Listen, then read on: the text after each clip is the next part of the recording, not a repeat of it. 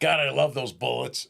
So Terry and Paul here behind Enemy Lines. We just finished with Dr. Corsi. Welcome. Yeah, he was supposed to be on, but he had something, I guess, more important than us. So we got bumped. So we finished talking about Obama, Chicago, all the crazy shit. His first book, Obamanation. And we thought it was relevant because we have the upcoming DNC convention. So we're going to do like a little couple local things, or not local, but just things that, I got a topic. Paul's got a topic. Then as soon as we're done, producer Jason's going to put on the interview we had with Dr. Jerome Corsi talking about Obama. Oops, sorry. So here's my topic. Well, Paul's ready for his afterwards. It's going to be a surprise. I don't know what it's going to be. So you guys know we've been covering Catholic charities. You guys know, I think I'm a Catholic, right? I'm not a good Catholic, which means I'm a normal Catholic. Because a normal Catholic, you could sin and then go to confession on Sunday, all kinds of different and Catholics. say, "Oh my God, I'm sorry." Do all your little bullshit in the pew, and then you go and start all over again. So I'm a normal Catholic. Some Catholics are priests who diddle little boys. There's all kinds of Catholics, Terry. If I'm in trouble, I'm sick with cancer, or I need something, I'm a Catholic. Then when it gets better, I'm back to Terry. That's awful. I know. You're a Catholic when I you got want, my Catholic friends watching. We're gonna get phone calls. I'm joking. All right, I'm joking.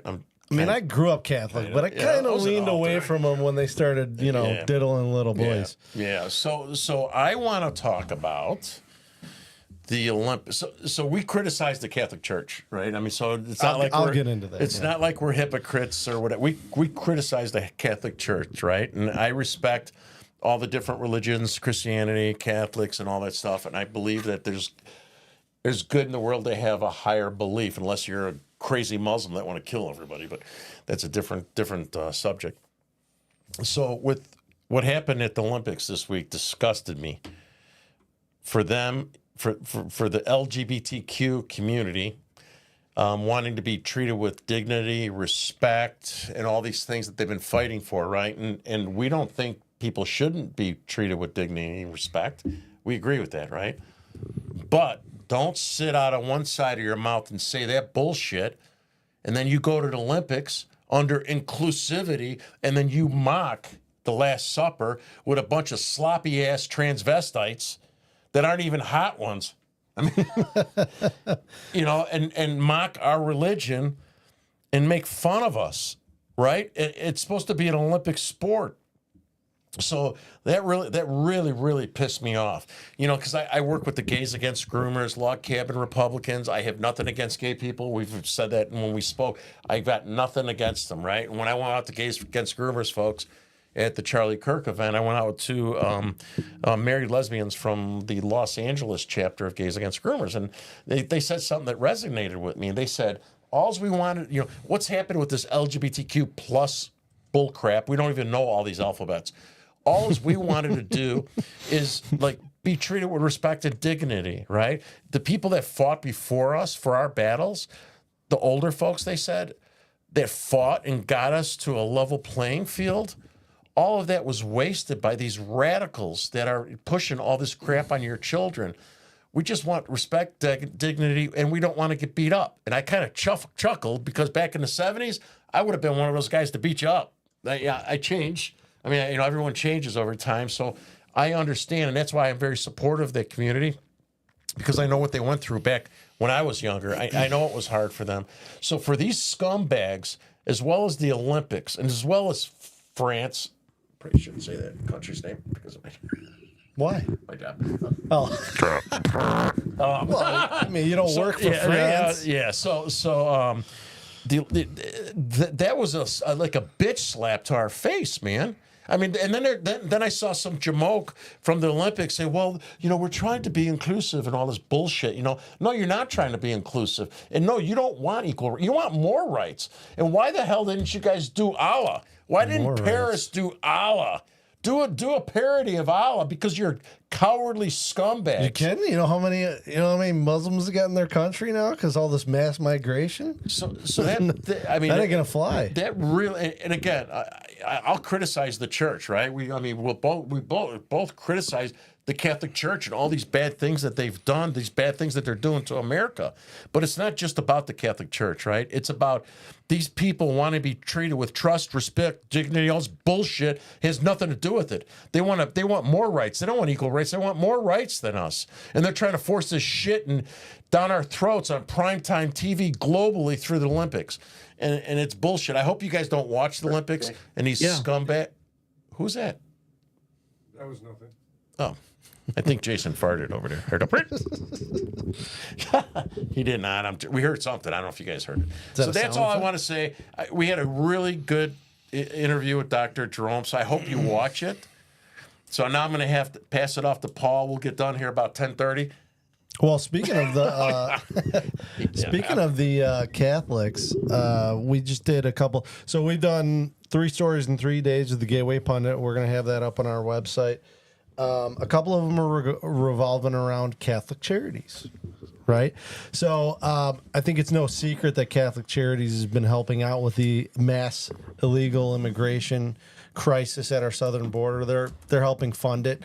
One of our stories a couple weeks ago, our first Catholic charity story, and this was all Terry and I's partnership is Terry goes out and he does investigative journalism on the migrant facilities in Chicago, trying to figure out what's going on there, which places are housing illegal immigrants. And then on top of that, he does FOIA requests for any CPD incidents at any of these migrant facilities. We found, over 700 incidents at multiple different facilities. One at the Inn of Chicago, one at the Standard Club, which is a Jewish club that was founded in 1869. And then Terry and Ben Berquam got almost 1 million views on a tweet from Ben Berquam of Real America's Voice at a Holiday Inn over by the Midway Airport that is now housing is closed to the public, brand new Holiday Inn, and now housing only illegal immigrants there. And the interesting thing about that story that we just wrote in the Gateway Pundit was that it's outside of the city proper, whereas all the other migrant facilities seem to be inside the city, and this seems to be happening pretty close to when the DNC is coming to Chicago. So the question is, are they moving all these illegals out of the city to try to make way for the DNC? And like in California when Xi and China came to see to San Francisco, they cleaned up all the streets of the homeless people and the needles and the human feces that's all over the streets, and raised the Chinese flag higher than the American flag for the Chinese delegation. So I'm wondering if they're trying to clean things up, to make way for the DNC so that everything looks good. They redid the sidewalks over by the intake center. Yeah, there you go. So those are some stories that we've been working on. The crazy thing is that Catholic Charities received $1.4 billion from the federal government in 2021. And it's that's, first of all, that's our tax money, right? And then I wonder what they're spending that money on. Except the 50% that don't pay taxes. Right, yeah. Well, the complaints about us not paying enough. And they're tax exempt. Right. Yeah, and they're right. tax exempt. How much money are they pulling in every year? Right. So what we uncovered in the story was Catholic Charities, the city of Chicago, the state of Illinois, Exelon Energy Company, and People's Gas, and this NGO called New Life Centers, which is an Obama Foundation affiliate, are all colluding together to spend endless amounts of money on caring for these illegal immigrants. While homeless people are in the street, keep talking, and veterans are in the street, these illegal immigrants are getting free meals.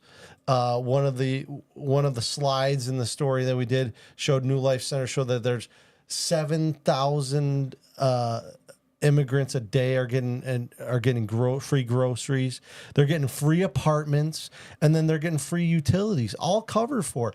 And there's a trove of emails, 200 pages of emails with slides showing, the numbers of of immigrants that are being cared for and all this stuff, and then emails back and forth between city officials, Illinois officials, state of Illinois officials, and Catholic Charities showing how many immigrants they're paying for. You know what's not in there anywhere? Cost. They don't talk about, they're not concerned about the cost. They don't talk about how much it's going to cost. There seems to be just an endless flow of money You good, bro? addressing this crisis. We're gonna make somebody famous. I sent him this through Slack. So keep going. When he's ready. So Terry's going to bring up a guy. Justin Graham. Yeah, a guy that From Texas. works for an NGO or a consulting company, right? Yeah. That's being hired by probably Catholic Charities or the city of Chicago, or whatever.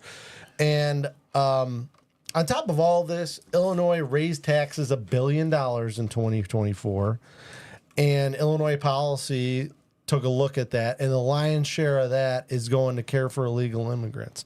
Now, the interesting thing about that Holiday Inn story is that doesn't seem to be, follow the pattern that we've seen, which is they go into these intake centers in the city, and then Catholic Charities and New Life Centers, the Obama Foundation affiliate, will work as fast as they can to get them into an apartment. And there's landlords that are working with the city and Catholic Charity. And where's that money coming from? Well, I imagine a lot of it is the increased tax burden for the state of Illinois and of course the city of Chicago Yeah, what about raised our their property taxes. tax? Their Cook County are going up like Cook crazy, County right? property taxes went up like crazy. So our taxes are paying for it. Our federal income tax, there's an indirect cost there for us because Catholic Charities is getting funded by the federal government. Yeah. So, this is all part of the replacement migration thing. And then, of course, it's like, oh, that's a conspiracy theory. But I point out in my in one of my stories that the replacement migration thing is 20 years old. There was a 70-something page paper done by the United Nations to talk about how the population decline is happening. They've known about it happening because, people in Western nations aren't having kids. They aren't having as many kids as they used to, right? And so, one of the theories they floated out there was mass migration. Yeah. So it's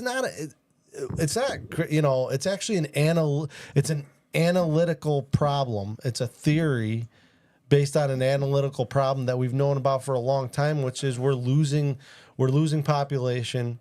Our aging population is dying off, and we're not having enough babies to replace them. Now, the Democrats are using that problem that we've known about for over 20 years, 30 plus years, in fact. They're using that problem to bring in a new class of citizens. The Democrats and the Catholics are filling their pews and their voters. And their Catholic voters. Church, because they're losing, that. So the idea is basically very simple, right? Use mass migration to bring in all these illegal immigrants, then bribe them with government with government handouts, right, for votes, and then they're replacing an entire class of citizen. And ready. Yeah, go ahead and bring it up. Let's make this piece of shit famous. I'm sorry, Don. Don Kraus. I know you don't like me swearing. All right, look at this guy here. Okay, looks like a look at mob this boss. fat piece of shit. He kinda works at looks the like, intake. So I'm sorry, Don, but this guy's part of Runer. He's from San Antonio, Texas.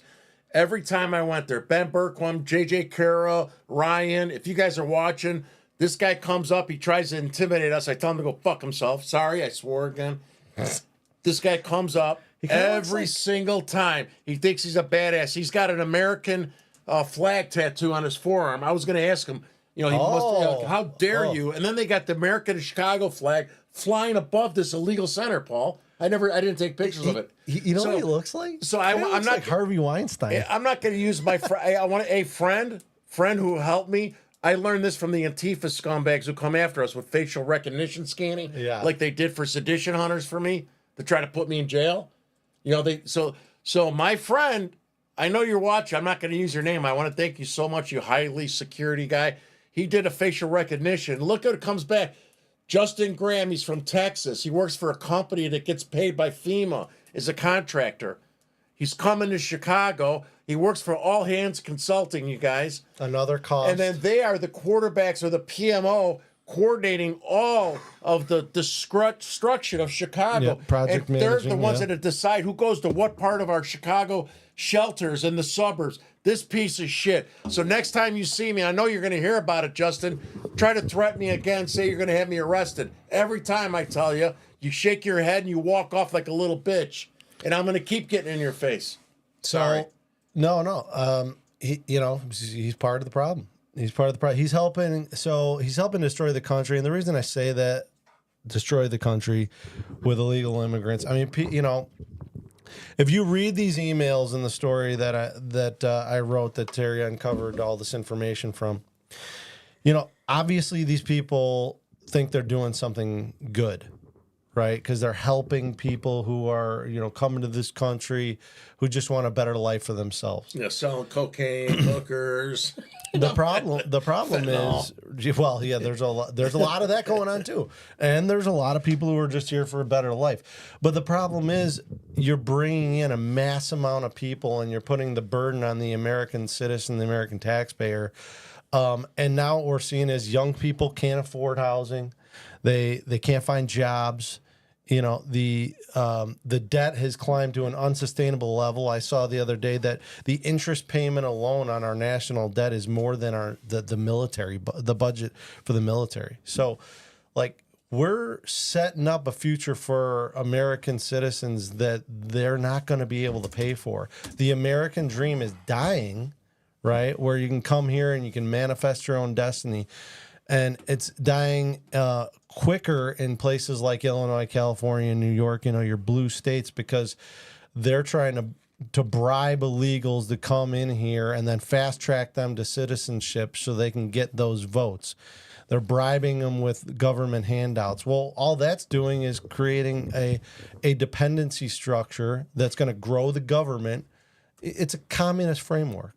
Yeah. We're losing our freedoms, right? Because they want to import a new class of citizen because their policies aren't popular with the existing American citizens, the citizens who just want to be left alone, who just want government out of their lives, right?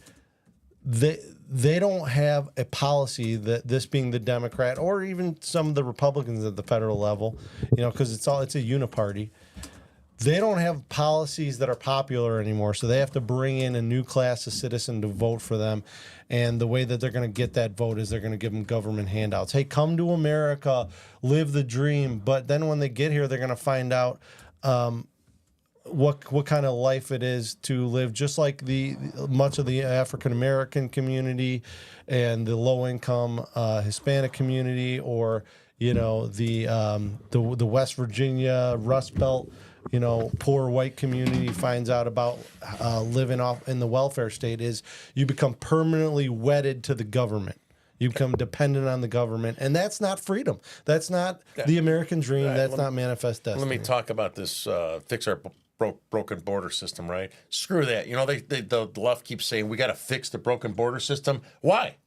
They broke it. No, but I mean, what do we got to fix? Because they can't get in as quick as they want? Yeah, why are we supposed to fix it? Close it. Right? It's like, I think it's fine. We don't let all your illegals come in and you want to vote, right? What's broken about it? What's broken about it? People are making money off of it. They can't come in as quick as they want. I mean, right. And so here's another thing, right? So I feel bad for people who want asylum seekers, right? But most of these people, first of all, they don't qualify. What I learned with this bullshit is if you're an asylum seeker, we got Mexico and stuff, they're supposed to go to the first country. Did you know that? Yeah. They're supposed to go to the first country, but they're not. They're not following the laws of asylum seekers. Right. And secondly, then we hear how many of them are interviewed by Ben and all these other people. They want a better life. Well, you know what? I think you want how many? 5 homes? One in Australia, one in Hawaii. You know what I mean? So yeah, you want a better life.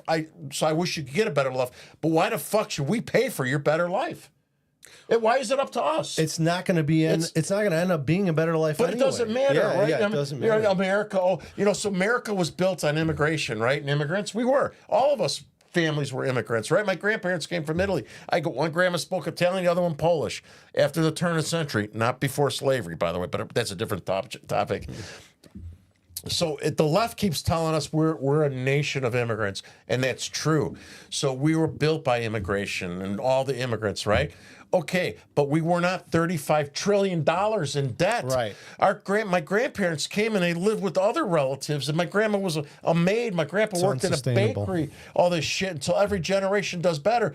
These scumbags come over, they want phones, housing, school, busing, clothing, They don't want it. Yeah, Hold and on. They don't want it. They're just it's being forced on them. And It's then being they forced on them. complain if they don't get what they want. You know what I mean? They complain about the food. They didn't give them bono beef, right? Yeah, right. So that's bullshit. Here's another. Here's another thing, Bono right? beef, yeah. We're $35 trillion in debt. We're borrowing money. So everything that we From the give to these future. people that don't belong here, we're borrowing it on our children. And then the people that bitch the most about this are that 50% that don't even pay taxes. And they say we don't pay our fair share. But we're bigots and racist because we're pointing out a problem that is unsustainable. And here's another thing you guys got to tell these leftist scumbag liberal pieces of shit, right? Oh, we're built on immigrants. Oh, your family was immigrants. Yeah, blah, blah, blah. Yeah, that's true. But you know what? Why don't we go, if you guys want to talk about repeating history, why don't we go back to the Democrats and say, hey, Democrats, you know what? You guys tried to build America off of slavery. Why don't we go back to slavery then? We were founded on the slavery that you guys enacted in the United States of America. So let's go back to that. No, we don't. We're not saying that. We're being sarcastic. So don't sit here and tell us now when we're $35 trillion in debt, people sleeping on the streets in tents, homeless people, military people, and then we're going to take these criminal scumbags who break the law to get into the United States of America, hold their hands out and demand what the hell they want from us. While our kids are the school system sucks. So you guys got to fight back. Sorry, No, I mean that's essentially what I said, but yelling a little bit more. But no, I mean you're right about it all. It's unsustainable. It's killing the future for our children. It's killing the future for the people that are coming over here, right? Like there's a ton of good people coming across the border that just want a good, future for themselves and their children. People coming from Venezuela to get away from that dictator who's trying to steal his election. Sounds like a familiar story. yeah. But I mean, if we can't give them the American dream if we can't all afford it after they bring in all these illegal immigrants, raise the national debt to the point where nobody can afford to own a home, nobody can afford to pay for their groceries, right? And then in the meantime, we're also funding a war in Ukraine. How can we afford all I of got this? so worked up on this. So, Paul, you can close this out and transition to Dr. Corsi. He's on next, right? Yep. I got so pissed off. You know what I'm going to do? I'm going to jump in my car. I'm going illegal hunting for Venezuelans right now. I swear to God. I'm going to go catch them on my camera. I think I'm going to go to the Red Roof Inn over in Downers Grove. I'm going to go hunt some illegals. There are probably I love some there illegal now, hunting. Yeah. I'll see you guys. Close it out. Yeah. All right. Well, thanks everybody for coming. Check out our stories on Gateway Pundit. Obviously, Illinois, the Republican Party isn't doing anything about this stuff. Our message always is grassroots rising. We've seen that with Dean White as national committeeman, Christina Mack in Will County, Illinois Freedom Alliance out in Rock Island. So it's happening slowly but surely. Don Tracy, the Rhino, resigned. We have a new GOP chairman in Illinois. So, things are turning around. We're part of that. We're at the forefront of that. What else we got? Oh, IFA commercial. Go ahead, run it. And then we will not bend, we will not break, we will not yield. We will never give in, we will never give up, and we will never back down. We will never, ever surrender. Because we are Americans, and our hearts bleed red, white, and blue.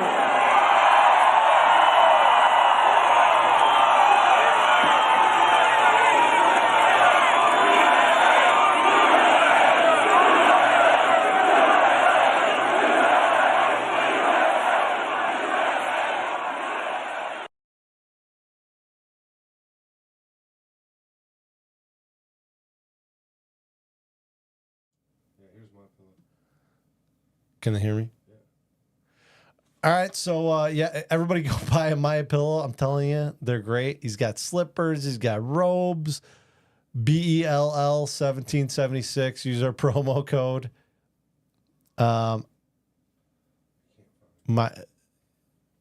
What's his name? Mike Lindell.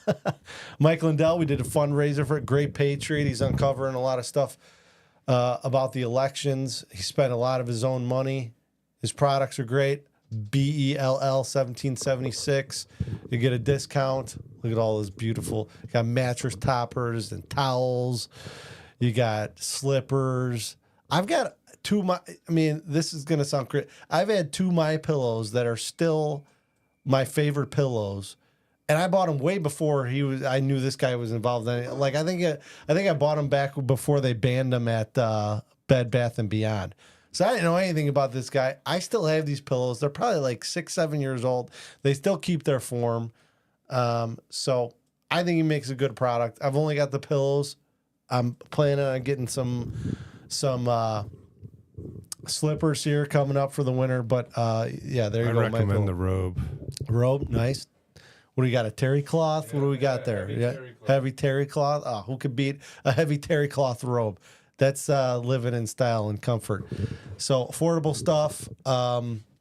Check it out. Do we have, again, BELL 1776 on the promo code for My Pillow? Please go buy. All right, Lincoln Trump dinner, October 17th at Ashiana Banquets, the former location for our local Republican organization, which is dying a slow death because they attack other Republicans and they help out Democrats. And we are the movement now, the grassroots movement. So we got some good featured speakers there. We're going to have Illinois Freedom Alliance out there. We're going to have Christina Clausen, Aaron Delmar. We're going to have some other people for you, and we're going to have some music. We're going to have some food. It's going to be great. We're going to raise some money for the new flavor of Republican in Illinois, a populist grassroots Republican Party in Illinois, because the current or the dying Republican Party in Illinois has done nothing for conservative values, for the kids to get pornography out of the schools. I mean, we've got a Senate minority leader who votes for Communist Amendment 1, creating essentially a fourth branch of government. So that's what we're trying to get rid of. That's why Terry and I are trying to point out the mass migration problem in Illinois and all the other crazy stuff. So thank you for joining. Check out our interview with Dr. Jerome Corsi. We talk about the connection with the Obama Foundation and the connection of Obama to Illinois, and why we're seeing a lot of these communist policies. It's a good interview. We're going to have him back on. Join us next week for another great episode, and thank you all for coming. Good night. Most importantly, thirdly, and this can lead right into our conversation with Dr. Corsi. Terry, you and I have been working together, and we've published 3 stories in the last 3 days on Gateway Pundit. Terry, that's good. Now reporting on Catholic Charities and the migrant facilities all across Chicago. He's been doing FOIAs, and then I write stories for Gateway Pundit.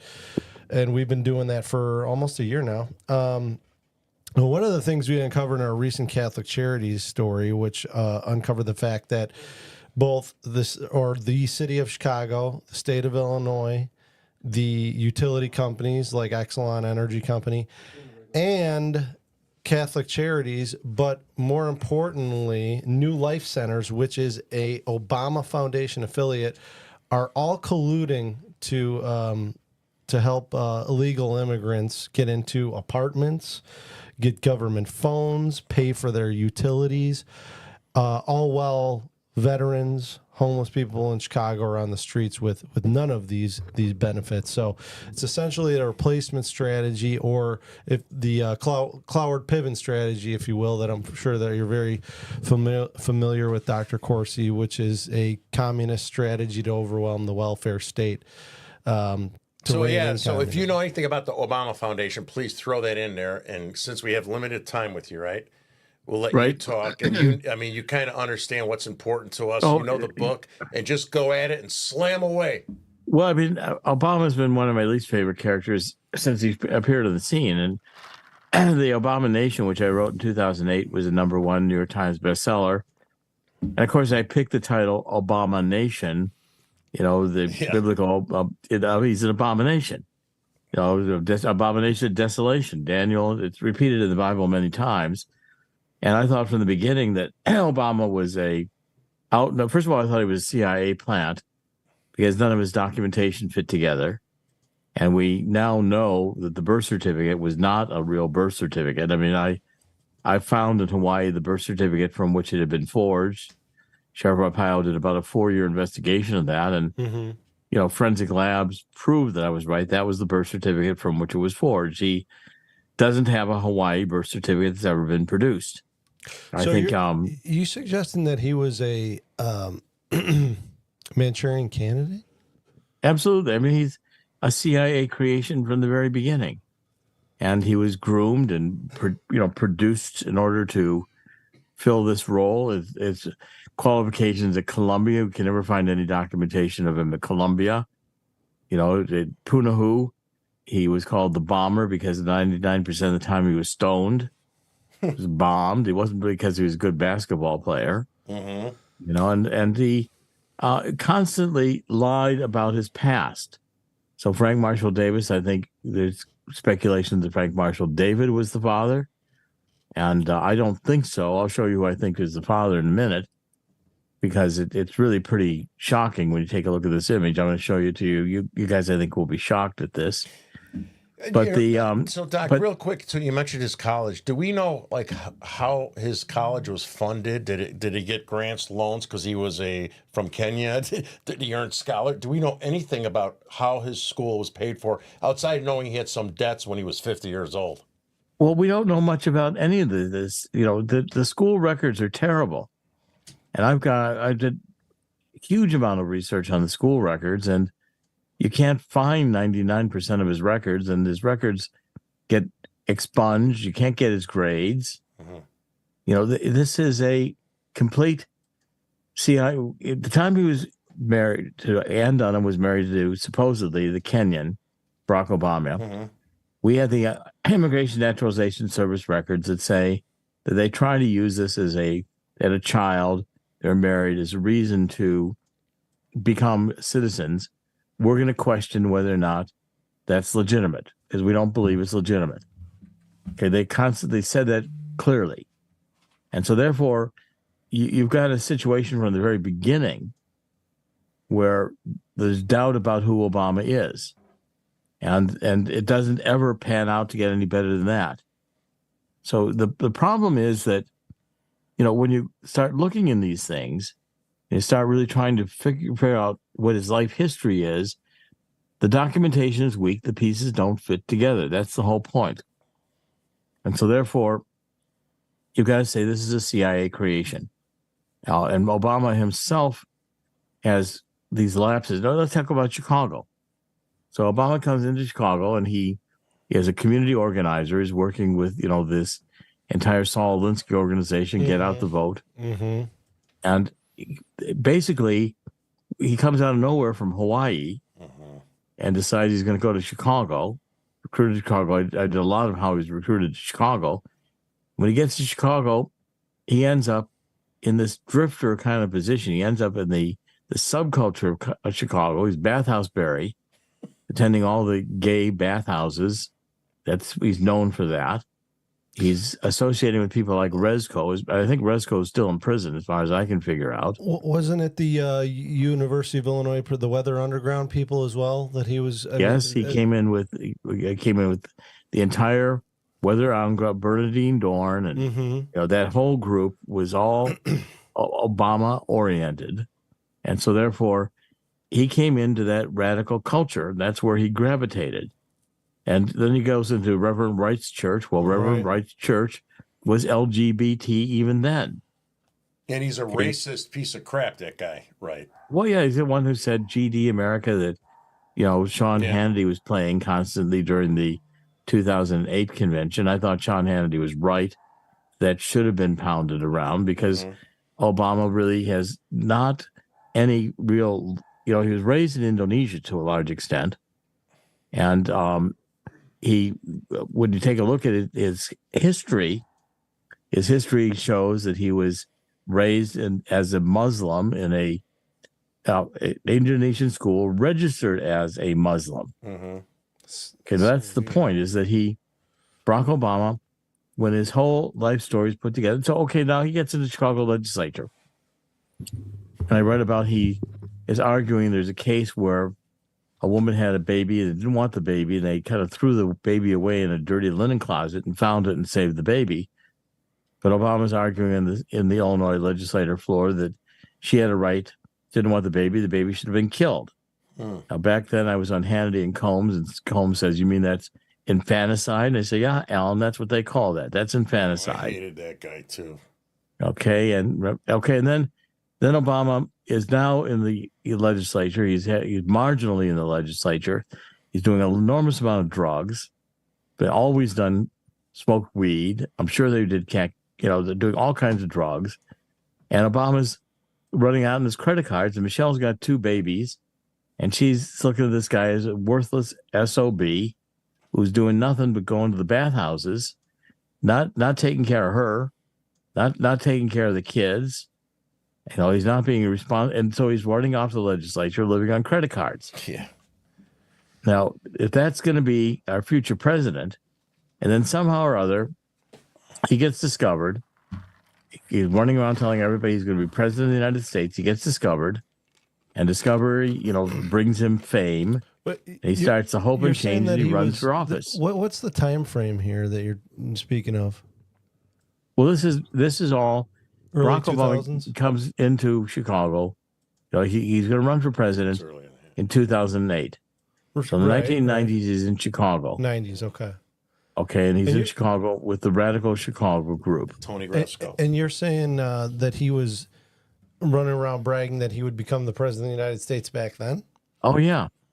I wrote articles about it. I found postmen who said that he was going to be. I mean, the whole story got in with the Radical Brezko crowd in politics, and he got in with the Saul Alinsky crowd as well on the left. Those were his big associates. And so therefore Obama from the beginning was a very marginal character in kind of the underworld of Chicago mobs. Hey, wait, don't insult Italian mobs in Chicago. That was bad. Well, right? I said Sorry. Chicago mobs. Sorry. I said Chicago kidding. mobs. I'm joking. Okay. No, and so therefore, we're being very careful here. At any rate, and he's a lowlife. Yeah. And suddenly he's found and emerges because of the need to, it's his time. CIA decides it's time to bring him forward. Okay, and I'm going to show you in a minute here who I do think his father is. I just found the picture I wanted of it. I'm going to copy it here and get it up on the screen here. I can put it in the you can show it. If you let me share the screen, I'll show you who he is. Cool. Okay, if I can go in here and share the screen. You got to Give me permission to share the screen. Okay, so if I can share my screen. Okay, now I want you to tell me, who's this guy? You see him? Yeah, I don't know. I mean, Who is he? I guess it's his dad. Yeah. Who do you look like? Is it? Yes, Barack Is that Hussein a? Obama. You said he lived in Indonesia. Is Okay, that? this guy is named Subud, Subud. Mm-hmm. And he had a cult in Indonesia in the 60s. It was a meditation sex cult. And the meditation sex cult was prominent in 3 places: Indonesia, Hawaii, and Chicago. Oh, my God. Okay, and the physical resemblance is to me shocking. Yeah, it is. And I've always said that Barack Obama looked more Indonesian than he looked Kenyan. I've been to Kenya. The Kenyans are dark. The Luo tribe have sloping heads. He had none of the characteristics of a Kenyan. Okay, that African story is all just nonsense. And Ann Dunham, they planted Ann Dunham. The story I had when I did all the investigations in Hawaii was that Obama was basically out there drifting around, didn't know really who his parents were. His grandparents that he was living with were CIA. They've been brought out there to work with Frank Marshall Davis. They were going to make Hawaii the first, Hawaiian communist territory of America. And that was the plan. And he was out there with Frank Marshall Davis and being inculcated into communism. Well, so Ann Dunham comes along with her parents, and Ann Dunham is brought from this school in Washington State, on Lake Washington, which she loved. They took her out of that school and they brought her to Hawaii. Now, the story is that she started being very rebellious and started to essentially decide that she was going to be basically a prostitute. And there were these bars downtown in Hawaii at the time. One was owned by Bill Lederer, who happened to have been a very famous author in World War II. He wrote a book, Ensign Smith or something. It was a very famous novel at the time. And he was a co-author of The Ugly American. He was an intelligence operator. So Ann Dunham starts, and the intelligence in that bar in the 90s, you had the KGB, the CIA, you had the Indonesian intelligence agencies all mixing together because Indonesia was the hotbed of communism at that time. Oh, hold on, Jason, I'm tired of looking at Obama's dad. Get that scumbag off the screen. Oh, okay, we'll get the game. We'll stop the share. There you go. There you Let's stop the share. Okay. And so therefore, what happens? Ann Dunham has sex with these guys. Probably has sex with Subud. And then Obama's born, and they don't know what to do with him, so they say he's the Kenyans because they don't want to say he's part of this sex cult meditation deal from Indonesia. Well, now we fast forward, and we've got the Obama birth certificate going on. There's a woman in the Hawaii Department of Health who's managing the Obama birth certificate, keeping it hidden. Her name's Loretta Fuddy. And she dies in a suspicious plane crash off Maui. It's the only one who dies in the crash. And she happens to be for the cult of Subud. And she is managing Obama's birth certificate. And Obama ends up in Chicago, where the Subud cult is also. And so he's got this strange Indonesian following. And I don't think Obama himself knows. Joel Gilbert did a lot of research on Obama, and Obama thought when he found his birth certificate, the story is that it had Frank Marshall Davis's name on it as his father. I think Obama himself is confused as to who his father really is. So I'm confused too. Like, I know you're probably gonna get this, but what about that Sins of My Father, and where does that fall into play? And you're probably that whole book was written by what's his name, the radical in Chicago. What is his name? There's lots of radicals in Chicago. The one who was married to Bernadette Dorn. I'll find her. This is. I haven't thought about some of this stuff for years. Yeah, no, you're smart for remembering it. I barely remember his name. The University of Illinois professor, is that who? Yeah. I forgot his name as well. But he's the guy who I met him, and Bill Ayers. Ayers. Yes. Bill Ayers. The word is that Bill Ayers wrote Dreams from My Father. Yep, I now remember that. And I confronted him on it. Bill Ayers basically admits he wrote Dreams from My Father. Obama can't write. He's never written anything. He can't write, and he's a terrible writer. I mean, the book is some insane diatribe of over 1,000 pages, right? I've never read it, but the book goes on and on and on. It's got this story about how he has this racial resentment. Then he copies all the Frantz Fanon. I mean, I tore that book apart when I did Obamanation. I went It was a copy of a lot of radical stuff from Malcolm X, passages from Frantz Fanon. He's going through this big racial crisis of identity, none of which Obama went through. He's a poodle. He was a very privileged kid, smoking dope. Wasn't he a professor at University of Chicago? I mean, I thought he could write if he's a professor. I'm being sarcastic. No, he went. He did do a little law lecturing at the University of Chicago Law School, but he was never a professor. Yeah. He went to Harvard Law School and was on the Law Review, but he never published anything. Nobody ever saw him at the Law Review. He supported Derek Bell, this very radical, one of the early woke law professors, the critical theory law professors at Harvard. Well, he's not a legal scholar, and he's never presented himself that way. He's always presented himself more in terms of his rhetoric as an activist of the Saul Alinsky flavor that you speak of. So we're talking a lot about his background, and that's, everybody that sees this is going to call this part the conspiracy theory part. But one of the things that bothered me about his presidency and what we're covering now with his foundation, helping with all the illegal immigrants, is the policy during the presidency. I felt like what the media did much of the time that he was president was try to spin away from the communist, policies or the communistic policies that he implemented. Can you talk a little bit about what Barack he Obama, did during his presidency to make his plan when he came into the presidency was to gradually introduce he had Eric Holder, and so therefore every incident that occurred, you had the Michael Brown incident, the gentle giant, and we had Hands the up, don't shoot. beer hall incident when the professor was locked out of Harvard, and The beer Obama summit. said the police are racist, and he was always radicalizing any incident that had to do with black people. Yeah, we don't want to jump to conclusions, but the police acted stupidly. Remember that? Well, the police, Yeah. the police.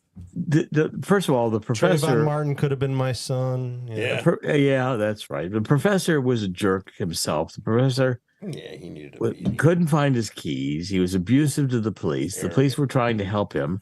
They didn't know he was breaking into this house or who he was.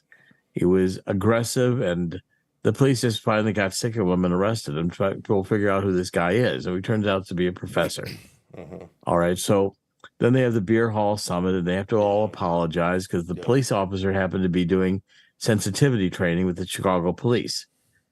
Okay, now he was not a racist. So then you go through all these incidents, and they're borderline wanting to have open borders. They wanted to flood the country with immigrants. And the Catholic Church, of course, is right there cooperating because the Catholic Church under Pope Francis and the Vatican II has gone woke. Yep. They want to bring in the inclusiveness, and they want to bring in, LGBT, and they want to bring in the immigrants, and they want to get them to be more favored than the Chicago veterans or the Chicago poor. The Chicago black are not benefited by these people.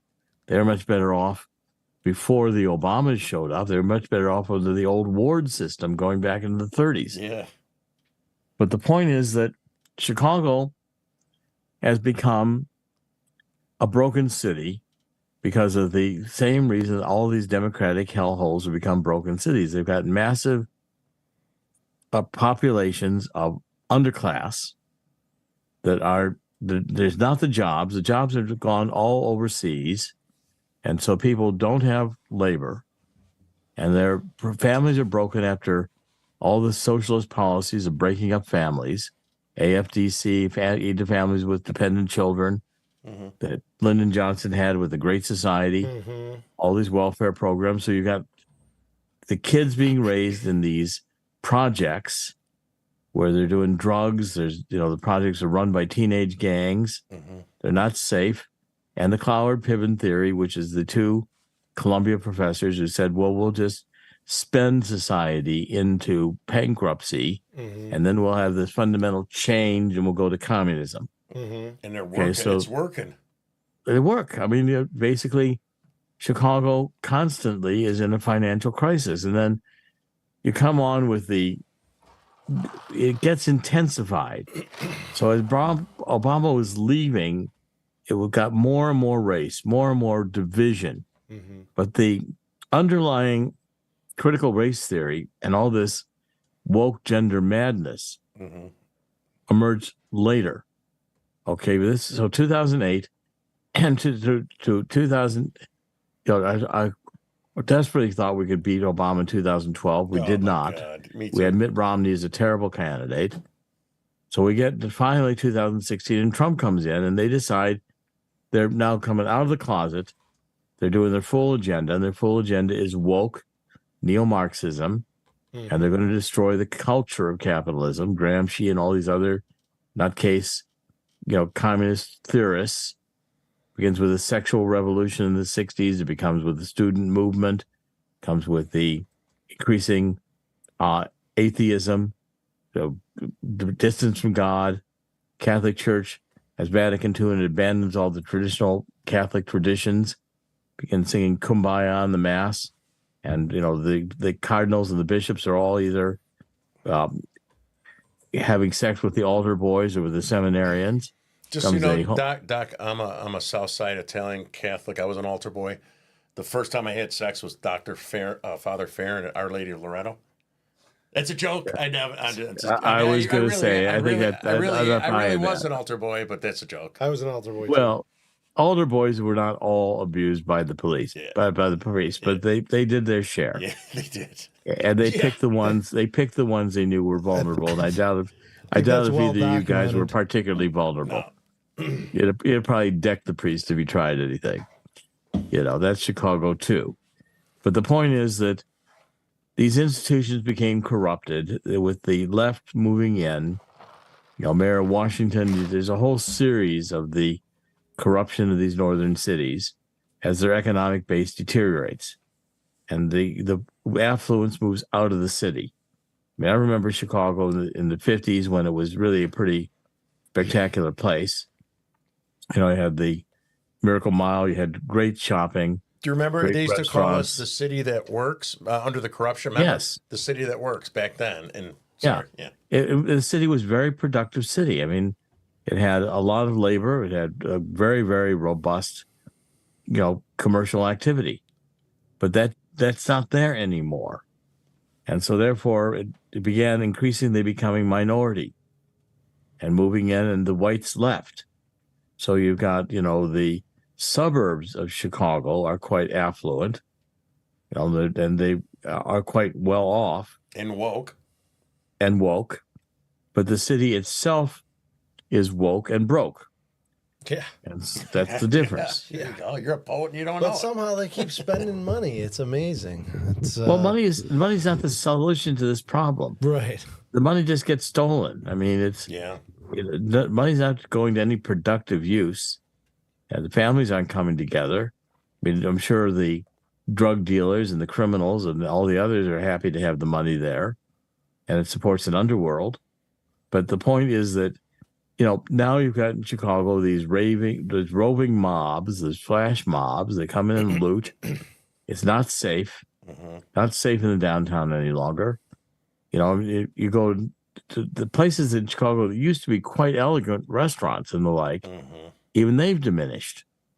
And, you've gone to much more fast foods and the great restaurants. There used to be great restaurants in Chicago. And, it was a real place to be. But now the Chicago museums were terrific. They had that submarine over there in the Museum of, Science and Industry. It had really spectacular. The zoo. It was a great city. When I was a kid, we had relatives in Chicago, and we would go to Chicago in the 50s, and we'd have a good time. Baseball teams were good, and it was a vibrant place. My son is at Lollapalooza right now. I'm scared to death. He's 17. He took the train down there. I'm telling him we're in the suburb. Oh, I'll be fine, Dad. I'm like, listen, on your way home, those Venezuelans are organized. They're shoplifting, stealing. I'm worried. He's like, I'm going to wear a fanny pack, Dad, and they're going to think I have a gun. I don't think it works that way. It's just not.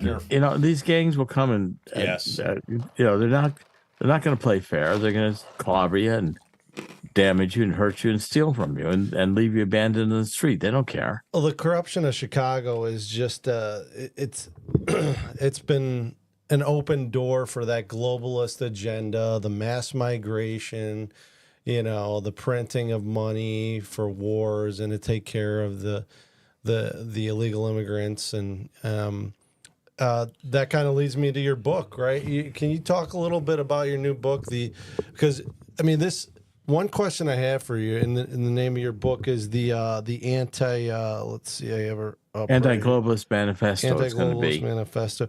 So can you talk a little bit, why is it that the globalists who are attacking the 99% right now, why is it that communism is their flavor of choice for takeover, for enslaving the masses? Well, it's a seductive ideology that can be used to destroy, and the whole idea is the destruction. Fundamentally, I think it's more of a Nazi idea than a communist idea that's in vogue here, because take a look at Hitler's dream. It was a self-appointed elite, the Nazis, who really didn't do anything to earn it. So you got the World Economic Forum working with the multinational corporations, and they were going to rule the world. And they were going to have a corporate oligarchy. Right. And then for the workers, they would have a little bit of socialism. I mean, Hitler introduced universal health care. He introduced paid government vacations. He introduced the idea that you could have an Autobahn, you could get a cheap car, drive on a government highway. He emulated Henry Ford. And so that the socialism was there to quiet the masses who you needed for a while to work, but you didn't ultimately intend to keep. In other words, when the technology and machines took over, and the Nazis were heavy into technology, of course, they never got to where we are today. Today, this vision of the World Economic Forum, Bill Gates and the others think that they can merge with computers and become transhuman. They're going to put chips in their brains. And they're going to be, and of course, then with the machines doing the work, they're liberated from having to exert effort in, capitalist activity, because the machines will do all of that. And so therefore you've got 90% of the people you don't need. And they just are using up the resources of the earth that you could have for yourself. Yeah, it's interesting that the World Economic Forum types are talking about the replacement of the worker, they're going to use that AI in that way instead of like supplementing the human effort. They're talking about replacing the human effort. That's right. And nobody seems to be like raise a red flag. So so now you don't have a need for people. Right. So when you're teaching in the schools, you're teaching something that eliminates their ability to think critically. You're not teaching them the fundamentals of math or science.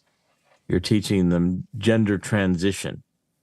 Well, gender transition isn't going to get you anywhere except a gay parade. It's not going to get you a job.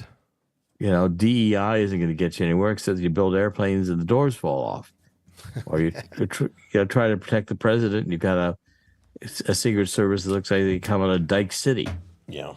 They all look like they're Saturday Night Live. Yeah. They can't put their guns in their holsters. We should get your opinion on that. I mean, I know you got a hard stop at 8. Yeah, so we got 10 minutes left. I want to go back to why he's here. We'll do your other book the next time. Okay. You're probably gravitating off the subject. Let's talk about his next book. Is that one? That's what I'm saying. We're not on that. We're not that. He said, let's go back to Obamanation. That's why he's here. Obama, yeah. Okay. Rob Blagojevich, right?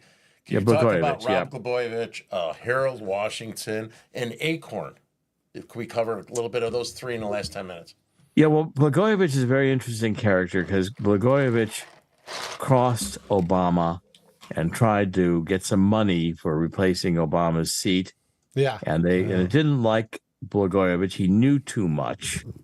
Blagojevich knew where the bodies were buried, and so they decided that Blagojevich had to go to jail. Oh. And so they deep sixed him with charges that you could have almost any politician in Chicago could have been guilty of the same charges. And they put him away, and they just got him off the same way they put Rezko away. These guys knew too much. Well, Pritzker is on that call. He's not in jail. Well, where they're bartering over the Senate seat. Pritzker had a lot of money, and he was a supporter of Obama, and he didn't think that he wanted to compete with Obama. Blagojevich knew too much about Obama and had no respect for him. That was the problem. And Pritzker has no balls outside of his money, but go ahead. Pritzker doesn't care. He's just got the money. Yep. And he's, he wants to preserve his privileges. He likes going to the parties. He likes being the center of attention. All of this stuff with the Pritzker family is just about glorifying their little egos and having their social setting and, having their money and their luxury. It has, and they're happy to go along with the in crowd. They're not going to challenge. Not going to do what Blagojevich did. They're not going to investigate anything. They're not going to raise issues about Obama. Yeah. I mean, Rezko knew so much about Obama. Rezko could have put Obama in prison 10 times. Obama was starting to act like a bagman for these guys. I mean, they did not treat Obama with respect because he was not part of that in mob that has always run Chicago. And Resco himself wasn't part of that in mob. I mean, Resco wasn't Italian. He didn't really fit into it. Or Irish. Or Irish. It really didn't fit into the whole mix. But yet he had his own money, his own kind of mafia organizations. He had certain concessions of food concessions at the various of the big venues in Chicago. And he was wired.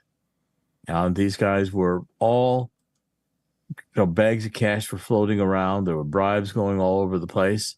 Obama wants this house over there in, Hyde Park, which he got this weird deal from Resco. I don't think Obama's ever spent 10 nights in that house. Yeah, with the property and something happened. And they still got the Secret Service over there why would protecting he? He's it. got a $10 million mansion in Hawaii, $10 million mansion. Yeah, right. He's not coming back to Chicago. No. He's not coming back to Chicago. Except for his library. His library's grand opening. I don't get, his library. The Democrats love him, but it's like this guy did nothing. He made no money. Then he became president. And now he's got $20 million mansions all over the world. It's the fundamental corruption that is what has turned off so many Americans about the Democratic Party. And now that they're out in the open with this woke agenda, which is destructive, breaking up families. I mean, they're about having sexual satanic rituals in the street set. They're very close to doing that and thinking it's okay. Yeah. So what about the acorn? Now that puts a thorn in my ass, man. And then they go ahead. Well, Acorns is just another one of the Communist Front organizations that was registering voters, and they were leveraging the housing, and they were kind of inside controlling the social network of the underclass of social welfare goodies that were being distributed in Chicago. And at the same time, they were trading in votes. And they were demanding that the banks stop the redlining and finance a lot of the subprime real estate properties and give people mortgages who couldn't afford the mortgages. So a lot of the countryside lending began in places like Chicago. And you had, again, that whole other mafia that was the, ties to Chicago that was also in the Fannie Mae and Freddie Mac, and they were financing it. And then Obama started stealing out of Fannie Mae and Freddie Mac for Obamacare. I mean, these guys had no morals when it came to public service. They viewed public money as their own. They were happy to trade it around and make each other rich from it. They were happy to engage in bribery, and they're happy to engage in any form of self-indulgence at the public trough, all in the name of benefiting the people. Meanwhile, the people are getting poorer, jobs are getting scarcer, the inner city of Chicago is deteriorating, and you've got Resco and these others becoming slumlords that they don't seem to mind becoming slumlords. And the Chicago fabric of the 20s and 30s and the ward politics, the churches, the black churches, black family are gone. And so therefore it becomes like a jungle. It becomes a social jungle in Chicago, in which groups that are... Oh, no, we're going to get in trouble for using that word. I know. Here we are. We're talking about racism and all the rest of it. It's a jungle. I'm joking. I don't give a shit. Well, okay. It's like an urban jungle. I mean, you go into Chicago. Yep. You used to be able to go to Chicago, go shopping, have a good meal, and stay in a nice hotel, maybe see a show or a baseball game or a football game. Sports were great. Basketball game, hockey game, and enjoy yourself and have a good time. Now you go to Chicago, first of all, are you going to get mugged? Where are you going to eat? Is the streets are filthy. Yeah. How many homeless are we going to encounter? How many times have we drifted between here and there? How many shops are closed? Why am I here? It's dangerous. I don't want to take the elevateds. I mean, they used to be, you get around Chicago very easily. Well, I don't know if I want to be in one of those. Doors closed. You don't know what's going to happen. And to get a mob could come and You get mugged at any point in this, and nobody's there to help you. Cargo police aren't going to do anything. Yeah, crime is up, illegal immigration's up, costs are up. Business, and so you've got a dying out. city. Yeah, for sure. And So it's not going to get any better right now. So but you have, honoring your time, you got 5 minutes left. What would you like to say that's most compelling that you haven't covered? You've covered a lot about Obama before. I call him Bro Obama. Before you jump off for your next call. Well, and I'll have to go a couple of minutes early to get plugged into that one. Yeah. But the point is we have allowed this country to deteriorate because we've deviated from the traditional morals of the country. The immigrants who came here with their faith. They came here with families. They came here determined to raise children. Came here determined to make a better life. They worked hard in poor conditions because their children could go to school. They insisted the kids went to school. They brought the kids to the church. Whether it was Protestant church or Catholic church, they demanded the kids be educated in school. They didn't want the school to be, a kind of reform school. They wanted the kids to come back and learn something. Mm-hmm. They wanted them to know more than the parents learned. And they had a of advancement. You had a culture of opportunity. Meritocracy. When there were hard times, the Depression was a very hard time. We had difficult times in this country. We still had a moral character. Now, once you lose that moral character, once you break up the family, once you separate procreation from sex, and you don't have any responsibility to have children, the children are left abandoned, you're headed down. And then you have a CIA that is basically lawless and trying to run everything for an agenda that's their own agenda. They kill a president, Kennedy, and they're fighting perpetual wars, and their agenda is depopulation. It is completely messed up. Mm-hmm. And finally, I think people are beginning to realize it. So somebody like Donald Trump comes on the scene, and Donald Trump is enormously threatening to these people because he dares to champion the traditional values. And he's going to break up their games, which are played only to their benefit. Now, it's always the case with, you let this go further. Nazis had great uniforms. They had the 30s. They were, coming out of the Depression. They were the Nazis were funded by Wall Street. Yep. And then what their agenda is, however, takes over, and they are murderous destroyers who hate humanity and hate God. And if you begin to breed people along that line, you're going to get what we get today. And it's going to be very hard to reverse it. But it starts with people saying no. We're not going to let our kids become sex changed. Right. We're not going to break up our families. We're going to go back, and rediscovering God is fundamental to understanding this is not just an experience where am I going to get my next Big Mac. Yeah.